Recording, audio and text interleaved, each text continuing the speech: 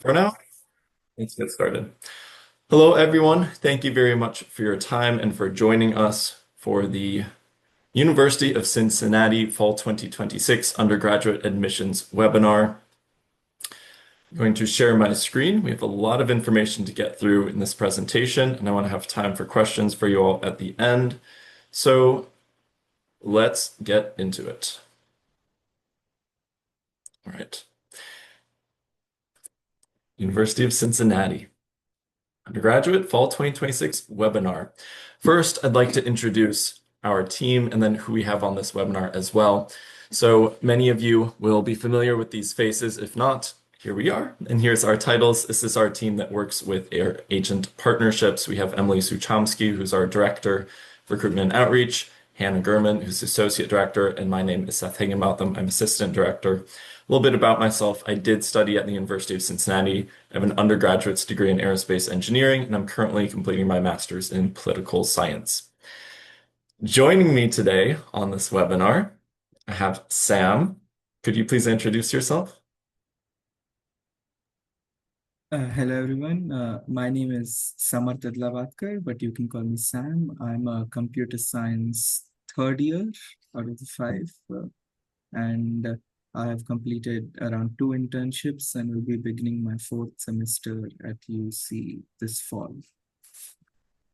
Great, thank you very much. And Sam will be providing us with a student perspective on what it's like to be an undergraduate student. And we have Jay. Could you please introduce yourself, Jay?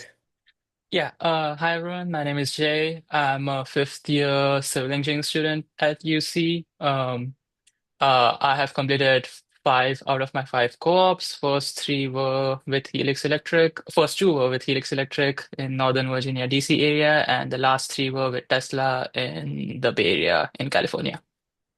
Great. Thank you very much, Jay. And we're excited to have both of their opinions. So if you have questions for them at the end, please feel free to ask those. In this presentation, we're going to do a quick welcome. I'll go through some facts. We'll talk about co-op, which you're all familiar with, but I'll try and highlight some of the things you might not be as familiar with, talk about the City of Cincinnati, and then a few more highlights before moving on to tuition and scholarships, and then a question session at the end. Throughout the presentation, I will be leading most of it, but I'll call on Sam and Jay for their opinions and experiences. So who is Cincinnati? Should be well aware of who we are. We're working together, but a few quick facts just to throw at you guys. One of our most famous alumni became President of the United States. That was William Howard Taft from our College of Law. One of our most famous professors was Neil Armstrong. After he retired from NASA, he came and taught at UC, and one of our most famous inventions was the oral polio vaccine. So the vaccine that allowed polio to become eradicated across the world was invented in our health sciences department here at UC. So a little bit of history for you. I have a quick video I'd like to share for everyone, just a little hype video that we have. It's just a minute. Let me know if you cannot hear the sound.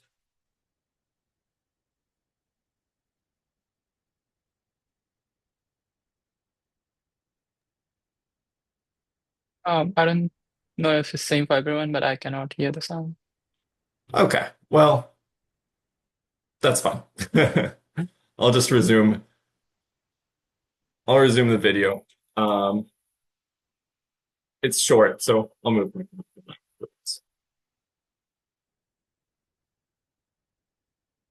And I'll talk over it if there's no sound. So this is just something that we show with some of our prospective students of, um, you know, different opportunities we have on campus. And it's also just so you can see a little bit of what the campus looks like, both on the inside and the outside.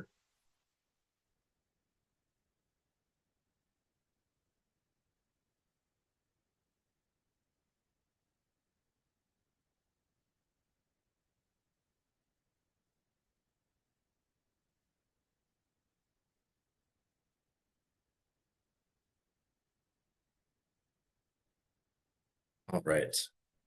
Thanks for your patience with that. I'm not hearing the sound. Let's move on. So, quick facts. University of Cincinnati, you have 53,000 students. We're a large public institution, as you're aware, more than 6,000 international students. That is including our undergrads, grads, and students on OPT. We're about 3/4 undergraduate students and 1/4 graduate students. So we have about 38,000 undergrads. And of that 38,000 undergrads, we have about 1,400, 1,500 that are international students. So it's a much smaller percentage compared to grad students, but we still have a significant population. They are coming from across the world. So here are our top 15 sending countries on the undergraduate level. I think all of you are represented in this screenshot. Maybe not, but um, we're increasing our student populations essentially in most countries around the world. What do students get when they come here? We are offering a degree, a resume, and a plan for your future. So as you're probably well aware, we have a lot of programs. I like to joke that we have everything outside of um, any sort of marine industries, just because we're not on the ocean, so there's no, you know, marine biology or anything like that. And then we're also missing some of the hospitality or tourism type programs. We have similar programs, but not those specifically. But beyond that, essentially everything else, you can find it here. I'm going to go into more in depth specifically about the University Honors Program, but we do have 13 different colleges that have most majors you'll find at US institutions. All of our students participate in experience-based learning, and this is essentially what is most attractive about the University of Cincinnati for our students. You should all be well aware of what co-op is. I have some fast facts on the screen here, but if you look up US News and World Report and you sort it by co-ops and internships, we are, again, the #1 public university for co-ops and internships this year. That's something that we'll hear Sam and Jay talk a little bit about, and I want to make sure they have time to share their experiences, but it'll be a little bit further on. If you're not as familiar with what co-ops and internships are, they are working with a company full-time where you are not taking classes. The company is paying you, and you're a full-time employee, student employee of that company. Most of the time, it's with companies inside the United States. It can be with companies outside the United States as well. The University of Cincinnati does have partnerships with many companies across the world, and also within the United States, and especially within Ohio. Some of the most, well-known ones are shown on the screen here.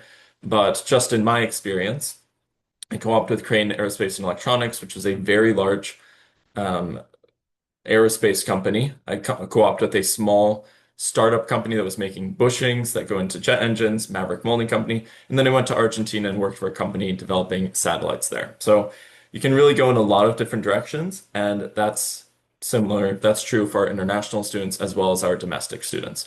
There's a little bit of a difference, but we'll get into that once we hear Jay and Sam talk about their experience. What does this look like? On the screen, I have a couple of example schedules. There is some flexibility in this depending on the program, but if you divide the year into 3 different periods, 3 4-month segments, you can see how students will typically alternate 4 months studying and then 4 months working while they're on co-op. 4 months studying, 4 months working, studying, working, studying, working. So they're able to earn income to supplement their education, and that's what makes us especially attractive, is being able to earn an income that can pay for the last 1 or 2 years of your school. Speaking of income, here are our average student hourly wages depending on the program. This is actually out of date a little bit, so increase the numbers slightly. But I just pulled out a few majors from the College of Engineering and from the College of Business. You can see all of the average hourly wages on our website by program. And we also have a database that's all of the different co-ops that our international students have completed. This one isn't public facing, but we do have information as far as if you have a student that's interested in, I don't know, well, I'll just pick one, architectural engineering. And you're curious, where are they working? How much are they earning? How many students have done that? Which companies work with F1 students? We have all of that information, historical data, and then we also have our relationships that we've been doing. Part of what gets this #1 ranking is 2 things. It's our student salaries, so the incomes that our students earn on average, and then 2, it's job placement rate. So we have a very high percentage of our students that are receiving jobs and co-ops. Specifically, we do have staff where their entire job is to assist international students in getting those co-ops, whether it's with a larger company or a smaller startup, etc., whoever. I'd like to go through a few of the career resources that we offer. This is a little bit of unique information. So most of our students will find their co-op through the Handshake portal. This is also where you can find job opportunities on campus at the University of Cincinnati. But beyond that, we have a few other resources we provide students. We have career fairs where we'll bring in different employers to the university and students are able to meet with them, network with their recruitment teams or engineers or whoever they sent to campus, and then follow that up potentially with interviews. There are interview booths on campus, so there's specific locations for students and employers to meet. And then we also offer headshots. So a student can come on campus and come in and get a professional photo taken at any point. Beyond that, we have the Career Studio, which is essentially just providing resources for students if they're looking for help networking or building out their LinkedIn profile, writing their resume, contacting employers. So there's a lot of support for students. At this time, I would like to call on Sam and Jay, whoever wants to speak. How did you get your co-op, and how did the University of Cincinnati kind of help contribute to that? Or is there anything that you'd like to highlight with respect to career resources?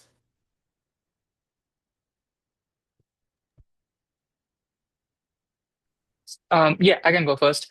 I got my first co-op with networking. So I joined like a bunch of student groups, and there were people in there who had already worked for that company. So I was like able to get the manager's email and stuff like that. But like the thing that really helped me is the PAL website, which is now the Handshake website, which is basically a private LinkedIn for like University of Cincinnati. And I was able to like have my resume uploaded there and have like a bunch of employers contact me through that. And that was like one of the like really good resource that helped me like land my first internship, as well as the professional development classes that they have that you have to take. It's a mandatory class that you have to take in your first semester. And that also helped me with my resume, interview skills, negotiation skills, all of stuff like that. Great. Thank you so much, Jay. Appreciate you sharing that. And yeah, and Sam, if you want to share yours as well, just to cap off this conversation. Yeah, so I got my first internship through the career fair. Uh, I knew, thanks to the networking events that I attended in UC, I knew the interns and some of the HR people who were planning to take the resumes for interview. And so that's how I got my resume to be shortlisted. And from there on, uh, got help from the other like prior interns on the questions asked and how to get in. But yeah. Perfect. Thank you so much for sharing as well. Those insights are quite useful. To share a little bit about our city, if you're not familiar with the city of Cincinnati, if you've never been here before. So this is a quite glamorous photo, I think. But if you do go on social media and look at different City of Cincinnati pictures, you'll see quite a few like this. It is a very good place to live. It is a city that's actually getting younger. So we're having a number of college graduates across the country moving into the city of Cincinnati, and so the average age of its occupants is decreasing a little bit. So that's nice. As far as population, I'd call it a medium-sized city. So the actual urban population is about 400,000, which is a little bit small for many of you, but the metropolitan population is about 2.5 million. So that's large enough to support quite a bit of life. One of the main specialties of the city, or why we're getting a lot of college graduates moving here, is for employment opportunities. So of the Fortune 500 companies, more than 400 have offices located here, and 7 are headquartered here, including companies like Procter and Gamble, Kroger, etc. So we have ties with a lot of them. They are full of University of Cincinnati alumni, and a lot of them are looking for students to work as co-ops at their companies, very similarly to what they did when they were going through as a student and did their co-ops at these companies or otherwise. So with that being said, we have ties to really all the major industries and all the major companies in the US at some level, and then quite a few of them are very deep ties as well. But in addition to just job prospects, probably one of the other reasons why we have why we're a vibrant city is cost of living. So if you were to compare, I have on here San Francisco and New York, which are extremely expensive, but beyond that, if you were to compare to Chicago, Miami, um, Los Angeles, San Francisco is on there, but even other cities within the Midwest, Cincinnati is quite inexpensive compared to those. So it's the opportunity to have urban style living with access to different events, professional sports, museums, aquariums, zoos, etc., without having to pay the exorbitant prices that are in other cities. So this is something that students get to see as far as completing co-ops. I'm curious, Jay and Sam, did you live in any other cities for your co-ops? I know that you were, Jay, you said you were in San Francisco. Is that right? Yeah, I was in San Jose, so not like San Jose. really San Perfect. Francisco, but like the Bay Area. And then I also lived in Washington, D.C. and Northern Virginia, Herndon and area Great. in that And area. Yes. I'm curious, with the co-op program, you're able to live in Mhm. different cities and kind of get that experience. Is that something that you've valued? Oh yeah. I mean, like the reason I have like all of these internships and I'm going to potentially have like job offers when I graduate, like I'm graduating in a year, is because of the co-op program. Like I've already talked with my managers. There were like two or three previous managers from my previous internships reaching out as like, hey, let me know when you graduate. Like we are looking for the people in 2026. So again, like it's especially given the landscape right now, like it's like the job market is going up and down. So like having that like job security, especially as an international student, that you have to find a job within 90 days, or like else you have to like figure something else out. That's like helped me a lot. And I'm like really happy that I chose Cincinnati to come for that specific reason. Thanks, Jay. Appreciate sharing that. And Sam, for your co-ops, were you able to live in different cities? Were they all in Cincinnati? How was that experience like for you? So one of the first one was in Cincinnati, but the second one was in Dallas. So uh, one of the things I appreciate about the program is that depending on your major, you also get to visit other cities. So now Texas and California are really big tech hubs as well, and so and a lot of those companies also have offices in Covington, which is very close to us. And so kind of getting to visit these cities outside of Ohio and also near home is something that I really appreciate when it comes to doing a co-op. Great. Thank you so much for sharing. Just a few more things, random facts if you're wanting to talk about the city with students. So we are, uh, we recently started having our own professional soccer team. Sorry, it took me a while to say. But we now have FC Cincinnati in addition to the Cincinnati Reds, the Cincinnati Bengals. Um, we have a ice hockey team as well. So there's a lot of energy around these. I know that might not be of interest to some students, but we do have the first place. FC Cincinnati's in first place, and then the Reds are also pushing to make the playoffs this year. So there's a lot of energy just in sports in general. But then beyond that, we do have events in the city on a regular basis as well. So here's an example. We had uh, Travis Kelce come and Taylor Swift performed in a concert this past year. And then this summer we had the Club World Cup. So we had Bayern Munich come as well as, other international teams came to Cincinnati and played. We just had the Cincinnati Open, which is a tennis tournament that's quite famous. And we had the best tennis players in the world were here this past weekend. So there's a lot to go on that's going on and a lot to see for students who are interested in having a bit of life and entertainment. Finally, one other thing, this past year we also had the Forbes Under 30 Summit, which was hosted in Cincinnati, which is the top talent in the country and, internationals who are also in the country that are under 30 years old collecting in one place. Um, and, relishing in the arts and startup scene. All right, let's get into a few of our additional features that you guys might not have heard of or be aware of. The 1819 Innovation Hub. So this is off of our campus by maybe like a 15-minute walk or so.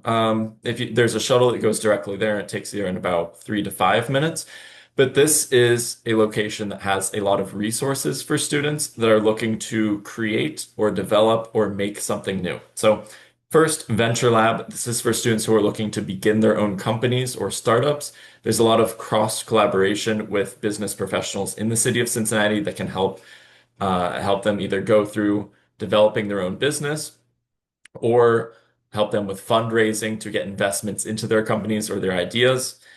Beyond the Venture Lab, we also have the Innovation Lab. So this is full of lots of different tools, essentially, that help companies to build products themselves. So if they're looking for something that's tangible and assistance in making it a reality or finding sourcing for product material and then actually building it. So if they don't have a warehouse or they don't have a way to do so, there's a large space where they can actually try to create different products to be able to sell.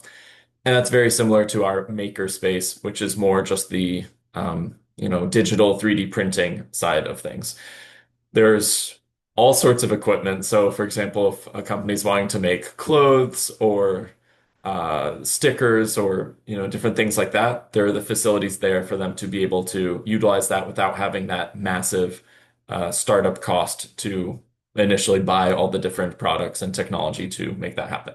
So, and then one other area that I want to highlight, I mentioned before, the University Honors Program. So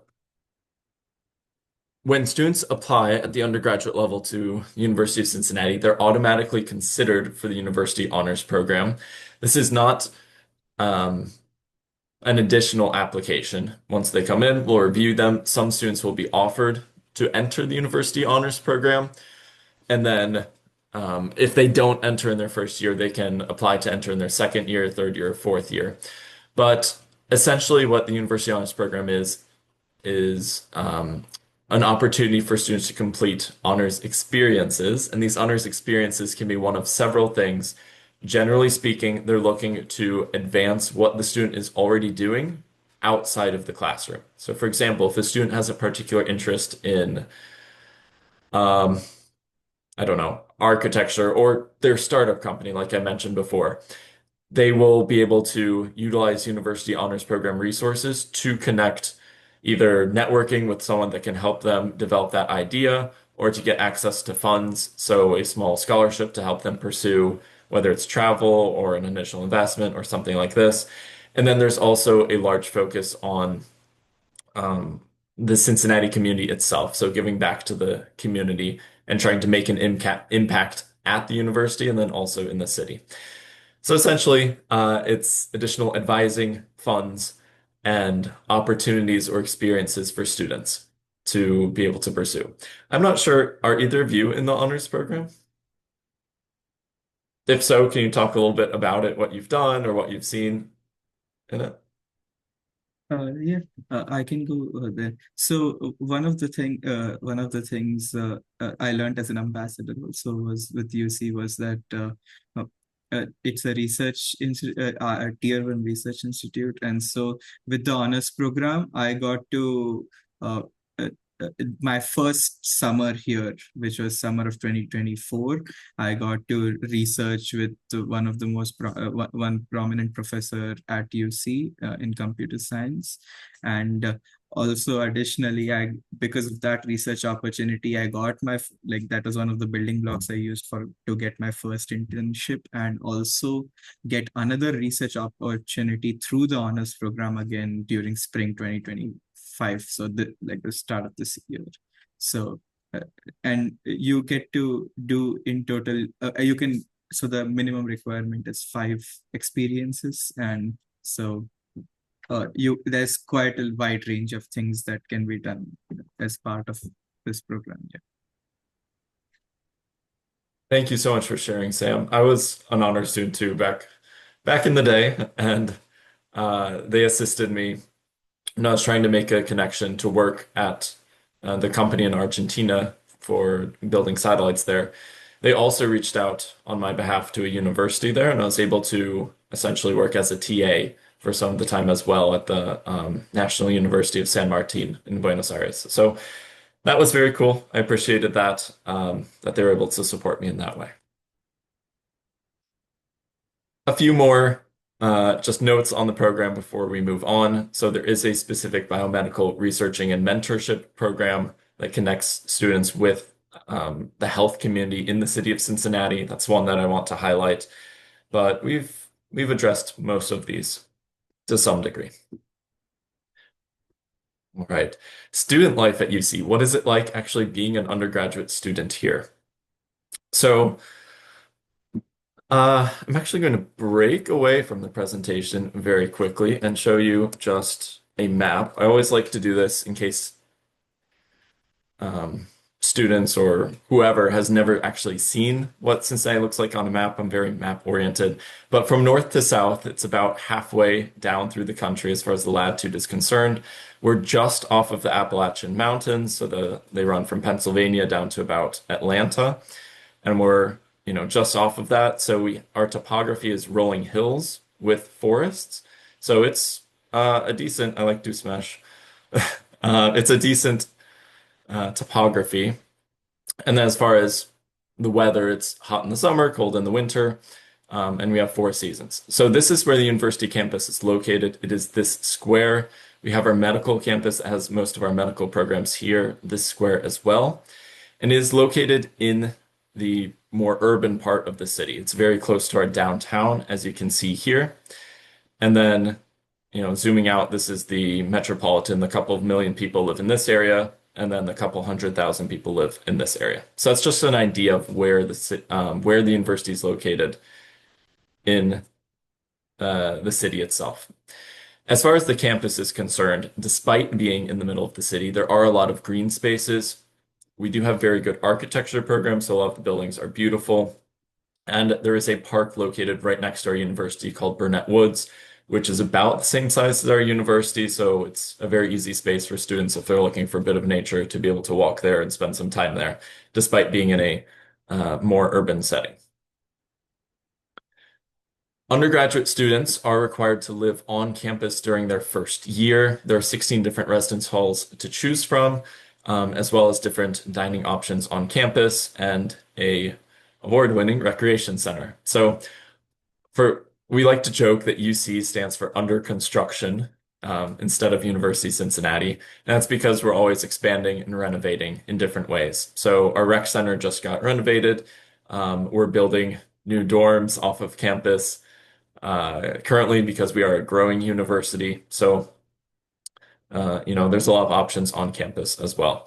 I'm not sure if you guys have anything you'd like to say specifically about living on campus or what it's like, as far as food, residence, recreation, anything that you've seen or would like to add.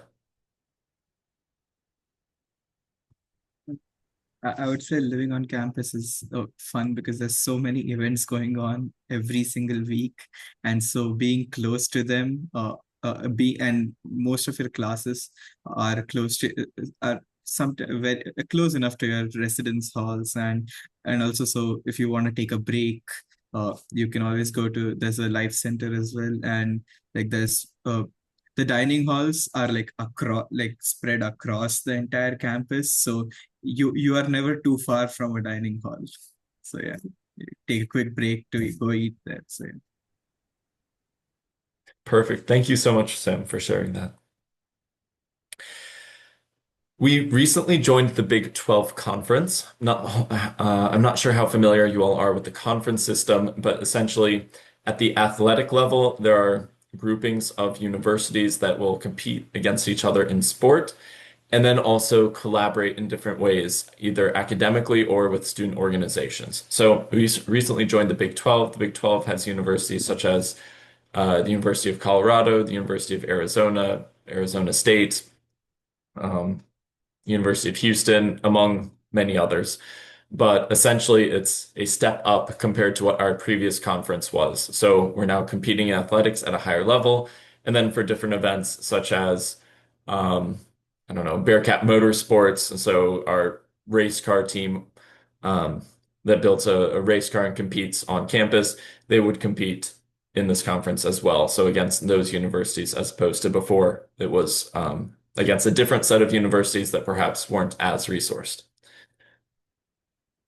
And then, as Sam mentioned, one of the best parts on campus are the festivals and celebrations that we have. So we do have a lot of different student organizations ranging, across the full spectrum, whether that's ethnic student organizations. So we have a Braza student organization, as well as, I'm going to butcher the name, but I think it's like Ugadi.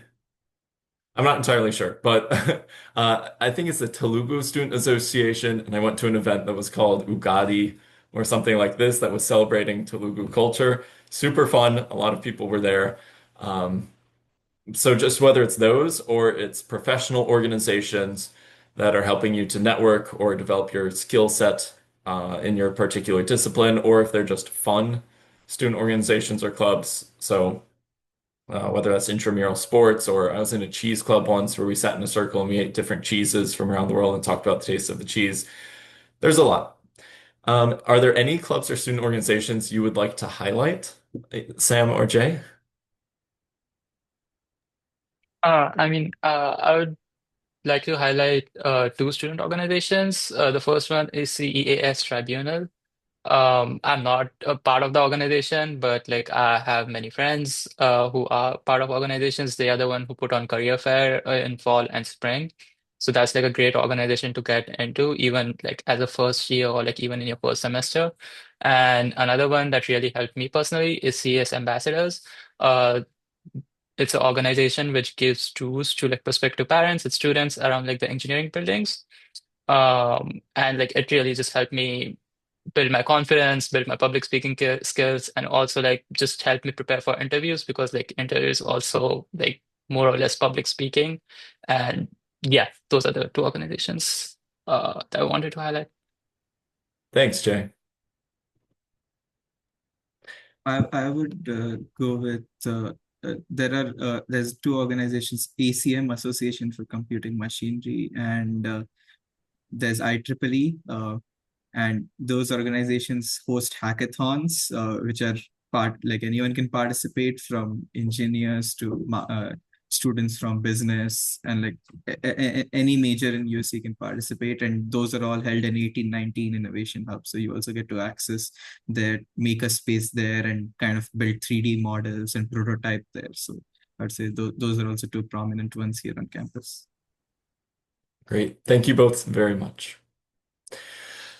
Finally, I'll round out the student life area by talking about some of our services offered on campus. We do have a lot of different resources available. As students are paying tuition, they're granted access to a lot of these services, and they're not things that they necessarily have to pay anything additional for. I'll call out a few examples. CAPS, so that's our counseling and psychological services. Students have access to, I believe it's one session per week for free with a counselor or psychologist. There is there are embedded psychologists in all of our colleges that do their best to get to know the student populations and then help them out with any questions or conversations that they might need to have. But then we have a separate international counseling and psychological services just for international students. So there's one. A few others on here. You can see preparing future faculty programs. So if anyone's interested after undergraduate program in pursuing a career in academia, there's help to prepare for that, as well as, tutoring, writing resources, etc. All right. And both, as you've probably become aware, both of our student guest speakers on the call today studied at the College of Engineering and Applied Science, so I would like to highlight them particularly and just go a little bit into more detail about this particular program, about this particular college compared to all the other colleges. So on the screen here, you do have our undergraduate degrees, and there are quite a few. So, you can see most of them here. The technologies are more applied, and that's current technology. So, for example, if, well, our engineering degrees are more theoretical, and then our technology degrees tend to be more applied. So, for example, designing a car versus the maintenance and updating of the car would kind of be the distinction between those. Most of these, I'm sure you're all well aware of what they are, so I won't belabor the point. But I would like to focus on Ascend, which is this program that is in bold here at the bottom. That's our accelerated college engineering program. So it's a 4+1 program, so students are able to earn their undergraduate degree and their master's degree in a 5-year timeline while completing co-ops. The number of co-ops is reduced. It's from 5 down to 3, but they are able to get work experience, their undergraduate degree, and their master's degree in just a 5-year timeline. It's very intense, but the students that I've heard that have gone through this Ascend program have been quite grateful for their decision as they're able to save on time and costs. I'm not sure if either of you are in Ascend or know anyone in Ascend. If not, that's fine. I'm not innocent. Okay, hearing no, we'll continue onwards. All right. And finally, I have the proper introductions for both of you, which I took a little bit of time to get to them, but I figured it was appropriate in the College of Engineering section as well. Is there anything, before we get into the talking about the application process and scholarships and all of that, is there anything in this conversation that you think our partners would want to know that we haven't touched on, Sam, or anything you'd like to share about your own experience or yourself? Anything else? I would say that as a UC student, especially as an engineering student, you also get to take on uh, other minors as well and certifications as well, which add more and more to your profile.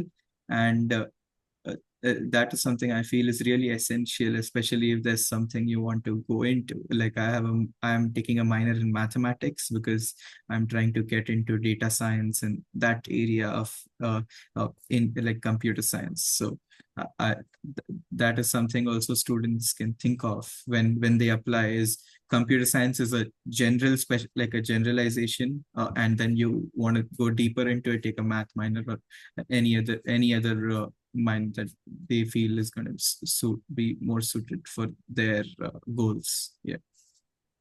Great. Thank you so much for that contribution. And Jay, is there anything else that you would like to include or add to this conversation? Yeah, I just wanted to like highlight or re-highlight, I guess, the importance of like not importance, but like the benefits of co-op and like how like it's really beneficial, not just for experience, like obviously you get experience connections, but for like financial like benefits of it. Like I was able to pay off like 5 semesters of tuition based off of like my 5 semesters of co-op that I did.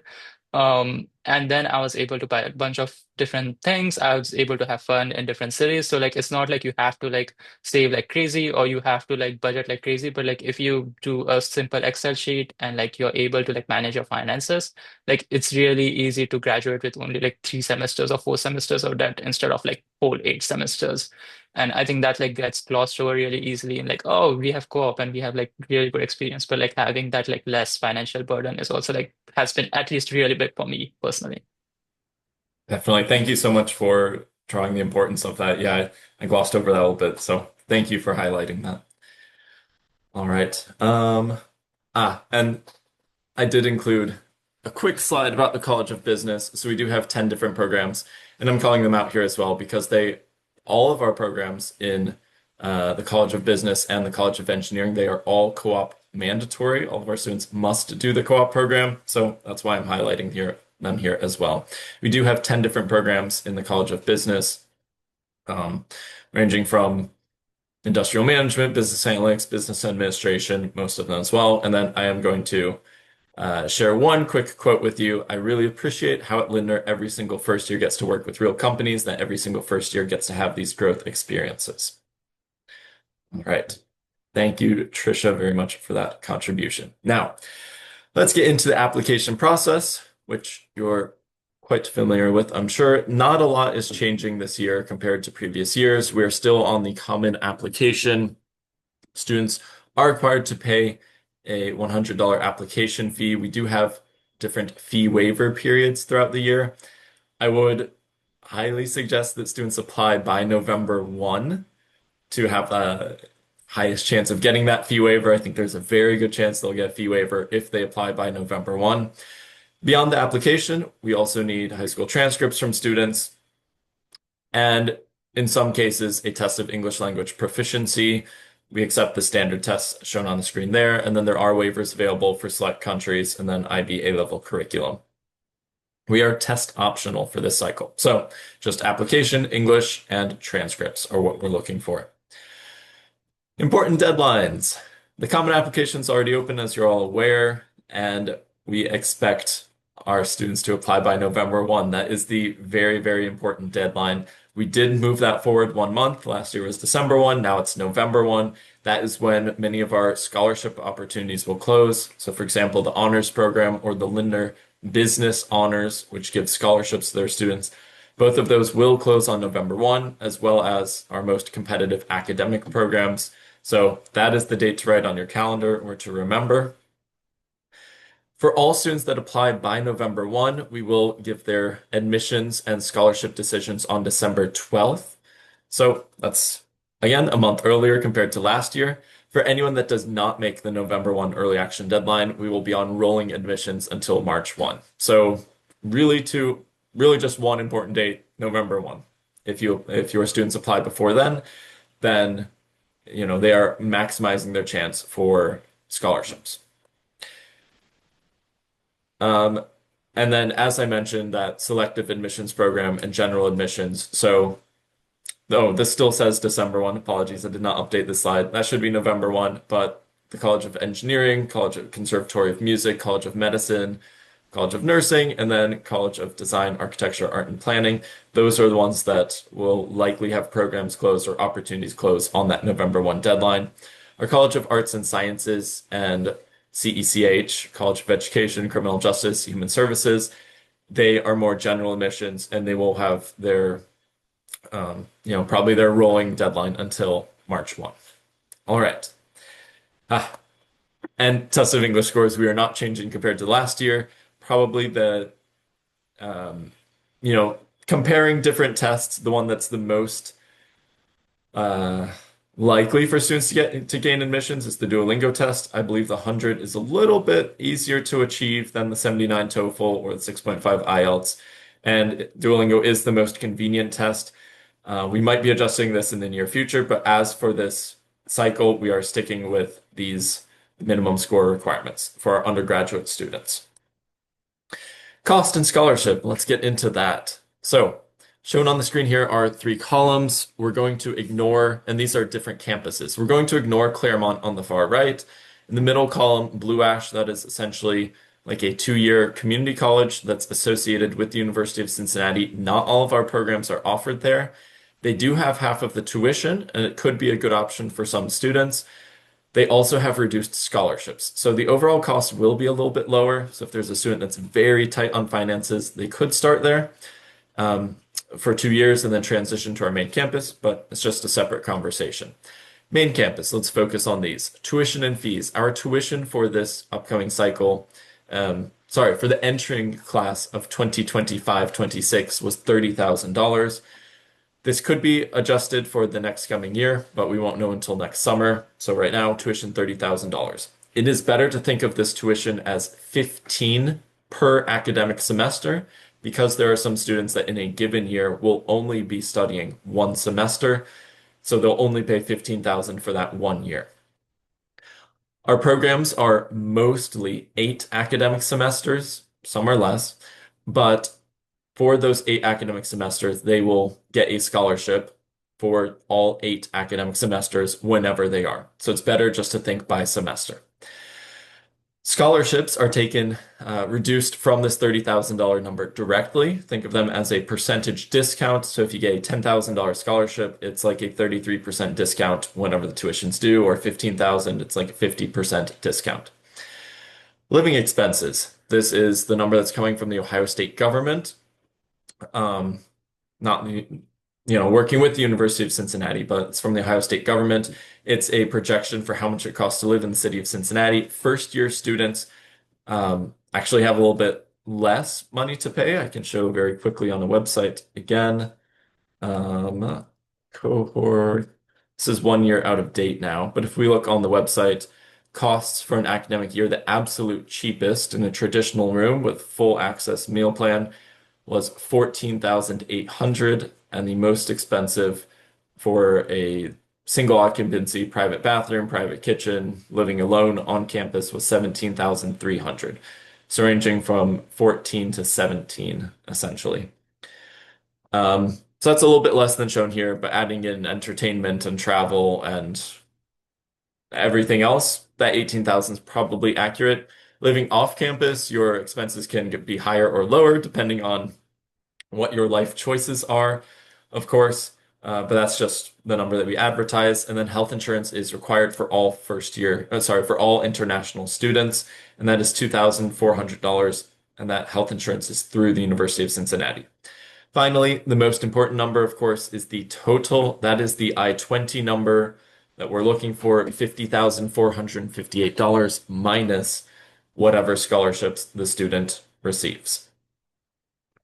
Speaking of scholarships, this year we are proud to advertise our International Outreach Scholarship, which currently ranges from $1,000 to $15,000 per year, and currently has an average of $10,000 per year. But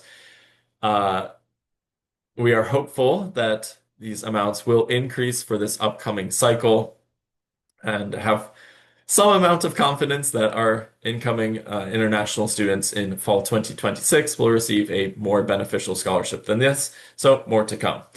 As far as what the review process is like, there is no special application for this. It is one application directly for everything for admissions and scholarship.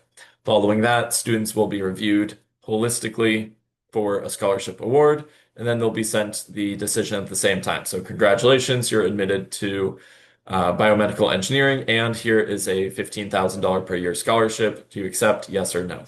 So that's what our process is, but you might notice more generous awards for this upcoming cycle. We'll see. We are on all of the social media accounts. So whether that's Facebook, Instagram, YouTube, TikTok, or WeChat, you can find us there as well. And you should know who to contact, either me or Hannah or Emily, or the specific territory manager that represents your country. So for example, Sanjay in Gitanjali in India, or Tan in Vietnam, Grace in China, myself for Latin America and the Caribbean, Hannah for the Middle East, and then some parts of Southeast Asia as well, and then Zion for Uzbekistan and Sub-Saharan Africa.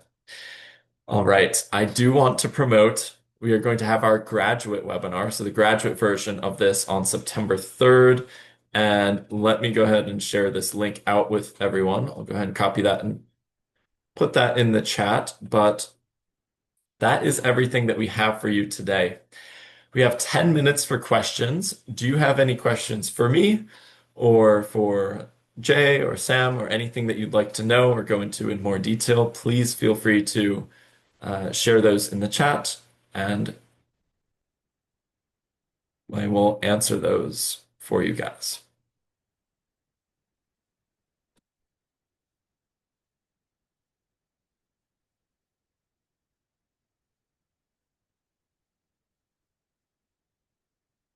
Yes, and yes, and you can also raise your hand, and then I'll take your question directly.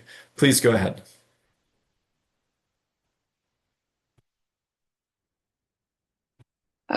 So can you hear me? Yes, we can hear you. Okay. So I would like to know for Chinese students, 2026 for is there any, so you mentioned the deadline, the deadline will be moved to the November 1st. So is that including CCM for that one? Because CCM, the students need to have their Good. portfolios. Yeah. Yes, very good question. You're correct. This is not including CCM. CCM is special, as you're aware. They march to the beat of their own drum. No, they will continue with their own timeline. So the same as the previous year. And they'll have their own Okay. interview process and everything else. So that means the students have accept the CCM. So those students apply for the November 1st. They will getting the decision and admissions December 12th. Correct. Yeah, so all students that apply by November 1 will get their decision December 12th. Okay, thank you. Yes, of course.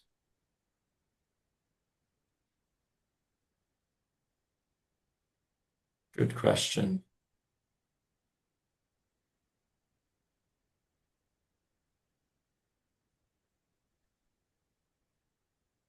All right. Let me share this link with you as well.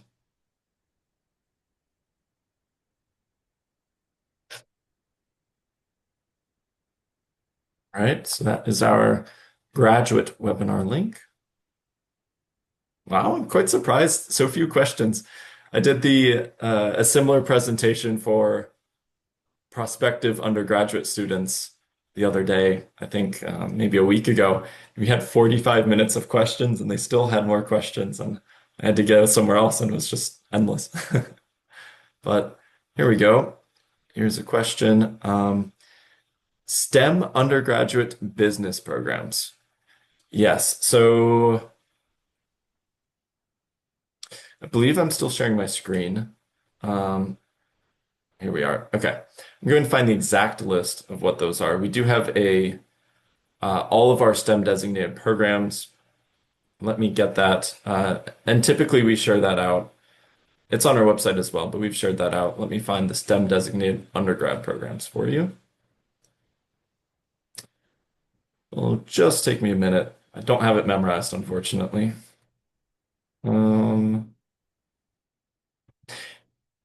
Any questions for our student attendees? Is SAT mandatory to receive scholarship? No, we are test optional this cycle.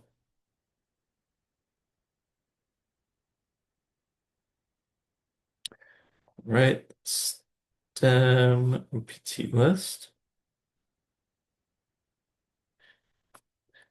Here we go. College of Business. Master. All right.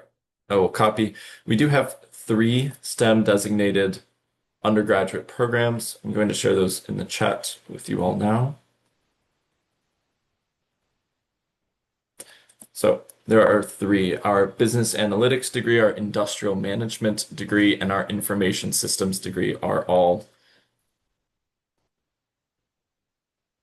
STEM designated. So very important, of course. You're welcome, Andrew. Thank you for the question.